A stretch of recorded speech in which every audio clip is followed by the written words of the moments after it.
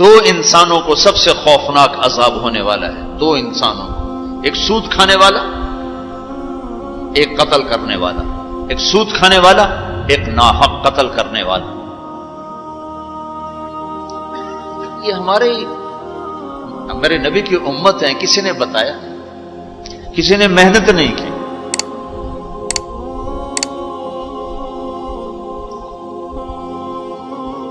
آخری حج کا خطبہ آپ نے جو دیا، ہر دفعہ یہاں سے بات شروع کی، تمہارے جان مال ایک دوسرے کے لیے قابل احترام ہے، کسی پہ ہاتھ نہ ڈالو۔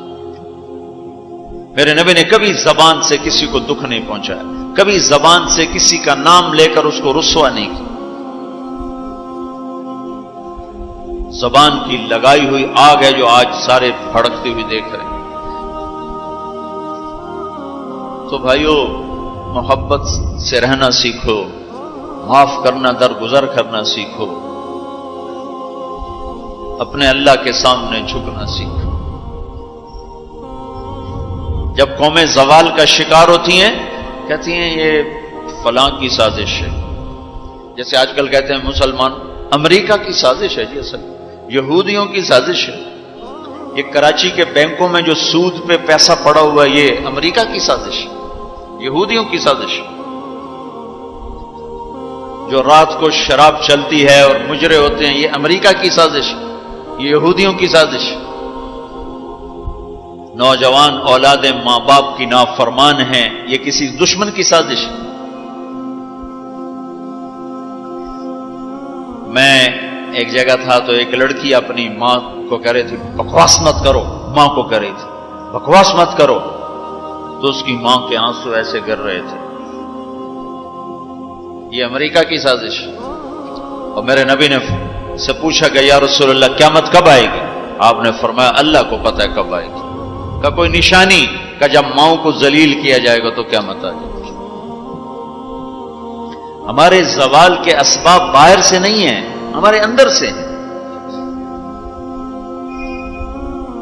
کتنی بڑی لعنت ہے جھوٹ۔ آپ نے فرمایا جب کوئی جھوٹ بولتا ہے تو 3 میل تک اس کی بدبو سے فرشتے بھاگ جاتے، 3 میل تک فرشتے بھاگ جاتے۔ تو پھر پاکستان کا کون سا بازار ہے جس میں کوئی رحمت کا فرشتہ آئے گا؟ کہ ہر دکاندار جھوٹ بول رہا ہے، ہر بڑا چھوٹا تاجر جھوٹ بول رہا ہے، ہر سیاستدان جھوٹ بول رہا ہے۔ ہر سے مراد ہے 100 میں 99 نہیں، 1 لاکھ میں 99,999، کوئی 1 لاکھ میں شاید ایک کوئی سچا مل جائے۔ اور جس قوم میں جھوٹ اور ظلم اور خیانت پھیل جائے وہ قوم تباہ ہو جاتی۔ ان کو کسی دشمن کی ضرورت نہیں ہے، وہ اپنے دشمن خود ہیں۔ جسے نشہ کرنے والے کا کوئی دشمن نہیں، وہ اپنی ذات کا دشمن خود ہے۔ تو ہم اوروں کو الزام نہ دیں کہ یہودیوں نے سازش کر دی اور عیسائیوں نے کر دی اور امریکہ نے کر دی۔ ہم نے اسپین سے آخری ملک تھا یورپ کے سفر میں اسپین، تو قدم قدم پہ میں رویا کہ کس طرح مسلمان آپس کی لڑائی میں ختم ہو کے رہ گئے۔ کہ پاکستان اسپین میرے سامنے یوں آتے تھے ایسے۔ اسپین کی تاریخ، پاکستان کے حالات، اسپین کی تاریخ، پاکستان کے حالات، اسپین کے مسلمانوں کی آپس کی لڑائیاں، پاکستان کے حالات، آپس میں قتل و غارت، پھر پاکستان کے حالات۔ تو اللہ تعالیٰ نے اس طرح ان کو مٹا دیا اسپین سے کہ ایک کلمہ پڑھنے والا باقی نہ بچا۔ مسجد قرطبہ جیسا شاہکار بیچ اس کے گرجا بنا ہوا ہے، صلیبیں لٹکی ہوئی ہیں، بت پڑے ہوئے ہیں، نماز منع ہے، بورڈ لگا ہوا ہے۔ تو میں وہاں محراب کے قریب جا کے کھڑا ہو گیا اور تصور میں دیکھنے لگا کہ یہ وہ جگہ ہے تاریخ سے سبق نہ لینا بھی بڑا اندھیر پن ہے۔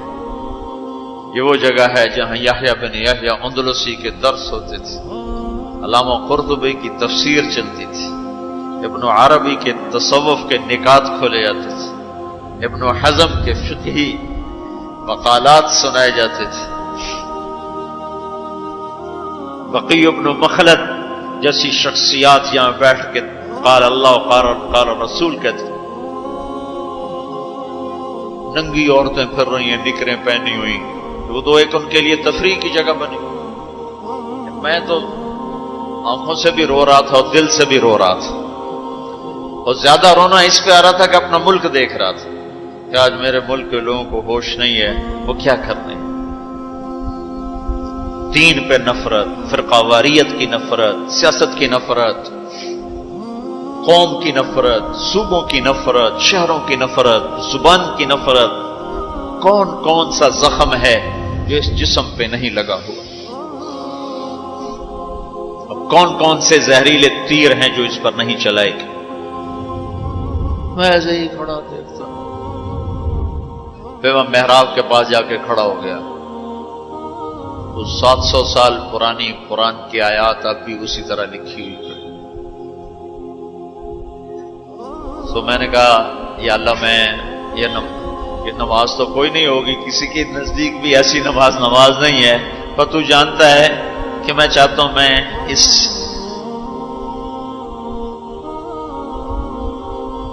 ارے میرے بھائیو، آپس کی نفرتیں مٹا دو اللہ کے واسطے، اپنی جان کے دشمن نہ بنو، معاف کرنا سیکھو، درگزر کرنا سیکھو، فرقہ واریت کی باتیں کرنا چھوڑو، تقریریں سننا چھوڑو۔ تاریخ میری کمزوری رہی ہے، میں بچپن سے تاریخ پڑھتا آ رہا ہوں، یہ تبلیغ میں لگنے سے پہلے ہی ذوق تھا تاریخ پڑھنا۔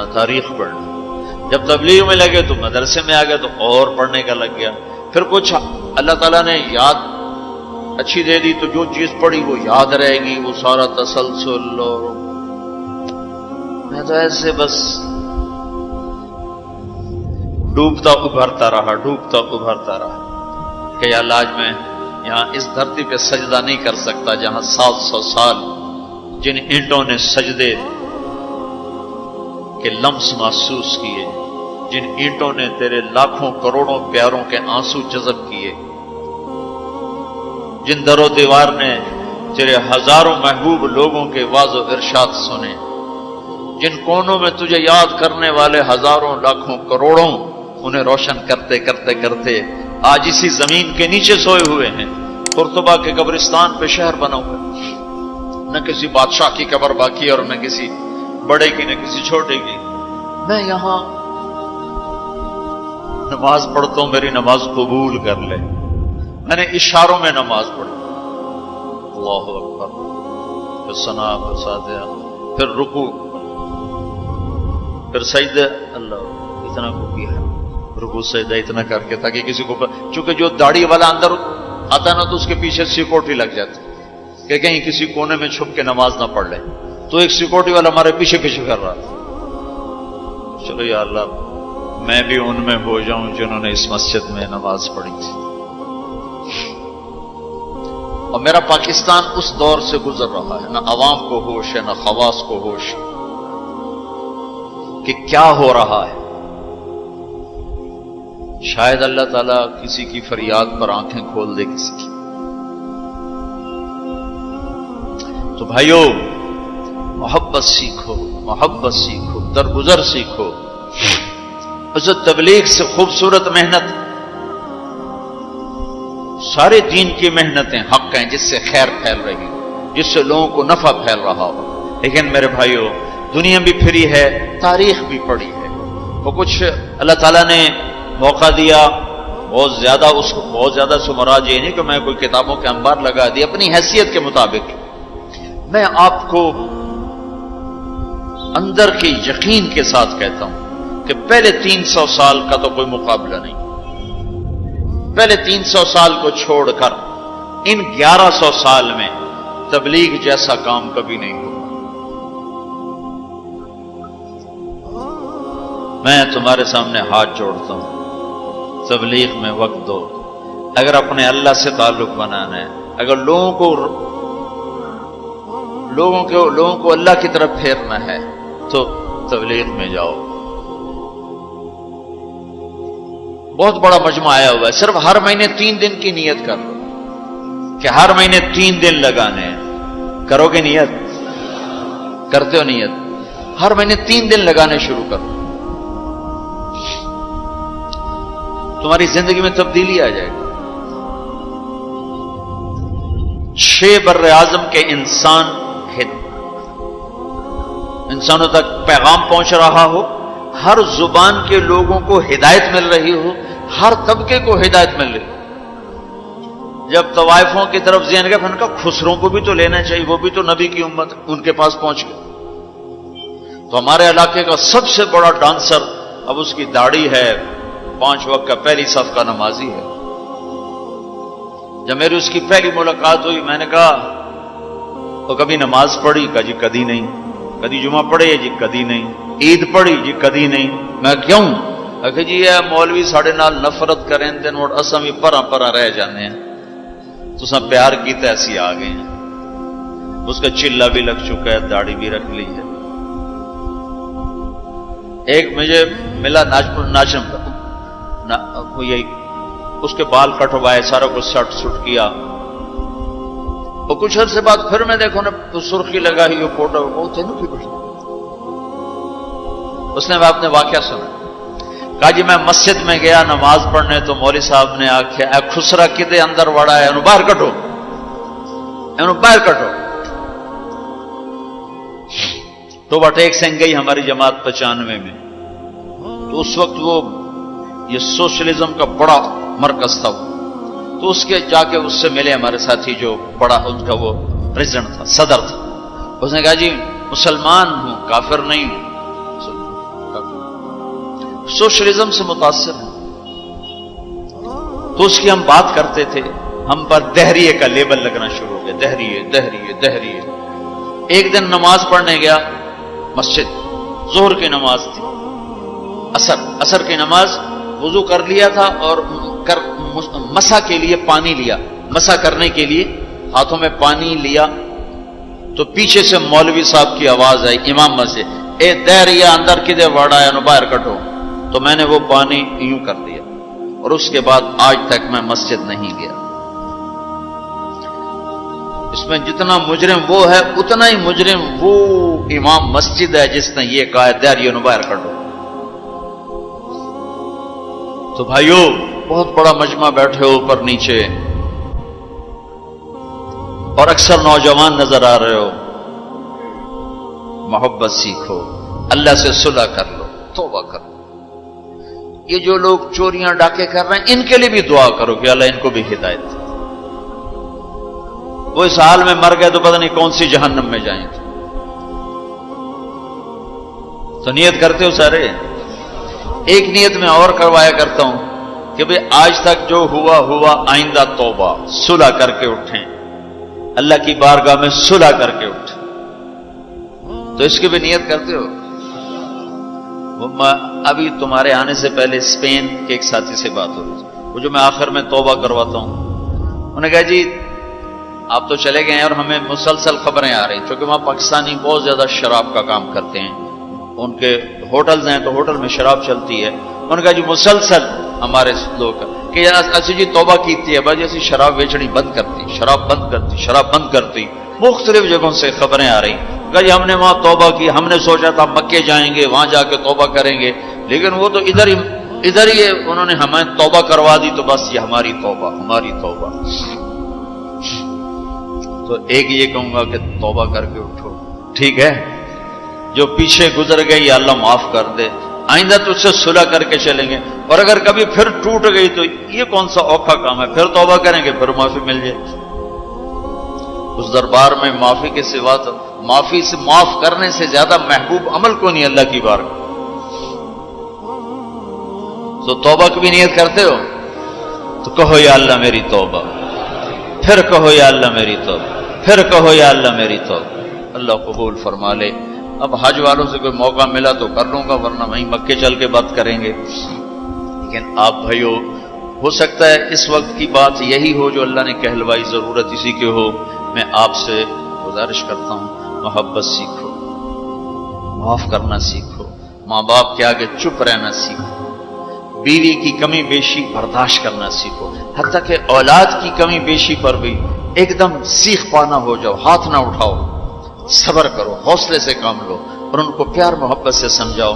سہیل احمد مشہور اداکار ہے، 96 میں ہم نے اداکاروں میں بھی کام کیا تھا، تو اس وقت ہم ایک مرید کے ہماری جماعت تھی جو ہمارے ساتھ تھا، گجا مالک، مجھے کہنے لگا مولانا میرا باپ DSP ریٹائر، زندگی پر 1 روپیہ حرام نہیں کھایا، 1 روپیہ رشوت نہیں، اب بے تکلف ہو چکی ہے، تعلق بن چکا ہے، تو میں کہتے تو کیڑے حرام کھاتے بڑھ گئے، میں نے آگے کہا تو کیڑے حرام کھاتے بڑھ گئے، تو کیوں اس غلط کام میں چلا گیا؟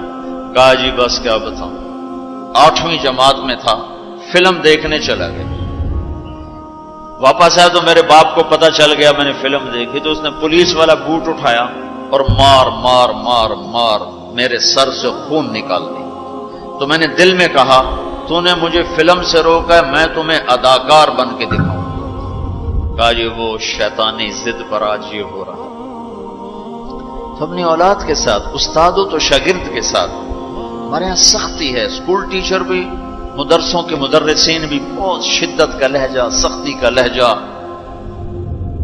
کان پکڑوانے، مارنا پیٹنا، یہ انسانی طریقہ نہیں ہے۔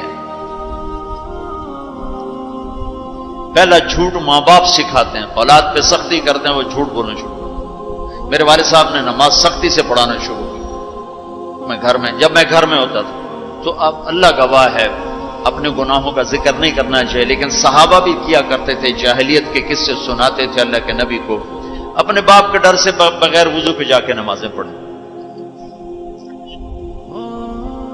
ایسی شدت نہ ہو کہ زبان چھوٹ گیا۔ 4تھی جماعت میں تھا میں، ہمارے استاد تھے ماسٹر شفیع صاحب رحمۃ اللہ علیہ، بڑے محنتی استاد، اس زمانے کے استاد ہوتے ہی محنتی تھے، لیکن مارتے بہت تھے۔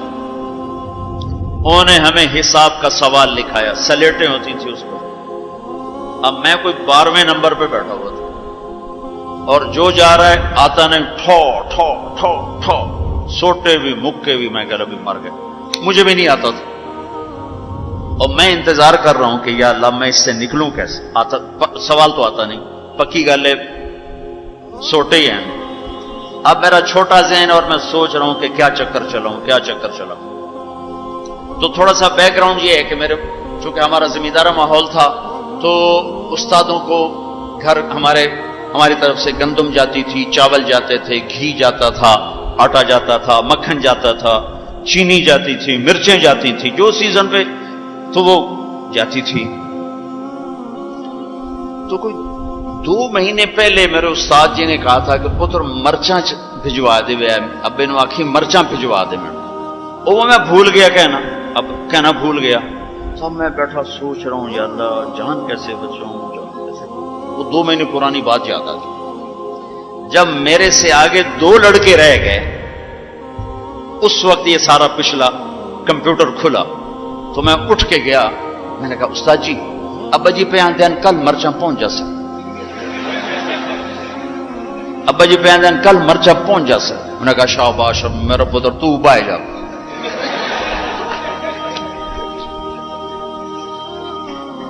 یہ جھوٹ کس نے بلوایا؟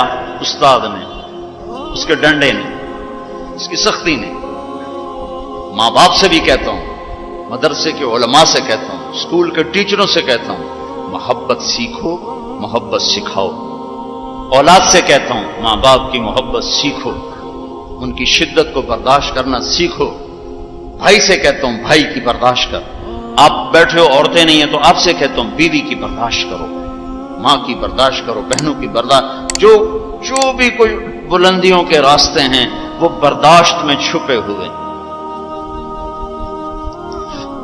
اور تبلیغ میں وقت دو، تبلیغ سے بڑھ کر سارے دین کے کام خیر کے ہیں جس سے لوگوں کو نفع ہو رہا ہے، لیکن جو سب سے اس وقت لوگوں کے لیے خیر بھلائی کا کام ہے وہ یہ تبلیغ کا ہے۔ اس میں ٹائم دیا کرو، آپ کو بہت نفع ہو۔